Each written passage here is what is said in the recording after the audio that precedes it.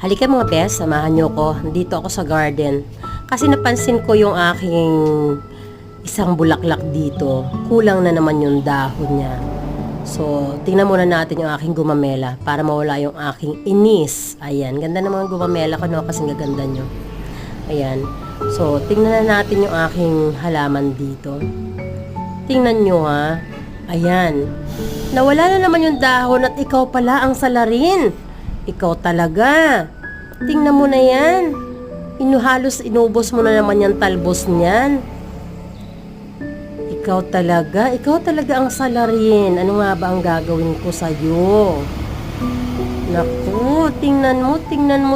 Nagagalit na ako talaga sa'yo. Ayan. Tingnan mo, sana kinain mo na lang yung ibang dahon na medyo luma na or old na. Dapat ito na lang, oh.